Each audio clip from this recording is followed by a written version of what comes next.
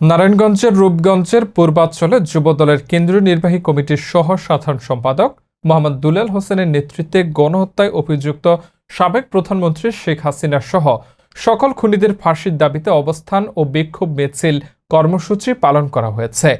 15 August বৃহস্পতিবার দুপুরে পূর্বাঞ্চলের 300 ফুট সড়কের 10 নং সেক্টর এলাকায় এই কর্মসূচিতে অংশ নেন স্থানীয় বিএনপির নেতৃবৃন্দ। এ সময় দুলাল হোসেন তার বক্তব্যে বলেন, গত 15 বছরে আমাদের বাংলাদেশকে ঋণের ফাঁদে ফেলে বিএনপিকে নিধন করে গণহত্যায় লিপ্ত ছিল শেখ হাসিনা সরকার। স্বৈরাচারী শেখ হাসিনা ক্ষমতায় থাকার অপচেষ্টায় বৈষম্য বিরোধী আন্দোলনের শিক্ষার্থীদের নির্বিচারে গুলি চালিয়ে হত্যা করে তার পেটুয়া বাহিনী দিয়ে। এতে আবু সাইদ সহ শত শত শিক্ষার্থী সহ আমাদের ছাত্রদলের 31 জন শহীদ হয়। আমরা এই নেক্কারজনক গণহত্যার বিচার চাই।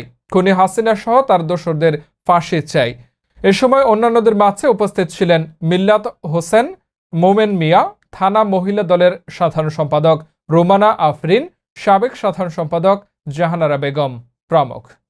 দেশবাসীর উদ্দেশ্যে আমি বলতে চাই, এই খুনি সরকার বিগত 17 বছরে পিলখানা হত্যাকাণ্ড থেকে শুরু করে হেফাজত হত্যা শুরু করে সকল হত্যাকাণ্ড চালিয়েছে এবং দেশের প্রতিটি বিএনপি নেতাকর্মীর নামে শত শত হামলা দিয়ে নির্যাতন করে ঘর বাড়ি দখল করে নিয়েছে, সম্পত্তি দখল করেছে, মামলা দিয়ে জেলে ভরে দিয়েছে।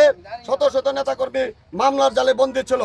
রাজপথ আন্দোলনরত অবস্থায় এই শেখ হাসিনার পতনের জন্য আমাদের শত শত দলীয় নেতাকর্মী শহীদ হয়েছে, গুম হয়েছে, খুন হয়েছে। এই আন্দোলন চলমান ছিল। এই আন্দোলনে ছাত্রদের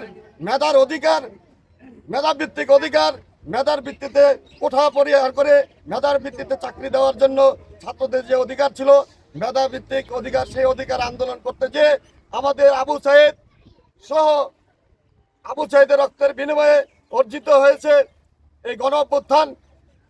আবু সাইদ সহ শত শত ছাত্র জনতা হত্যা করে এই খুনি সরকার পালিয়ে গেছে। এই খুনি সরকারের আমরা ফাঁসি চাই।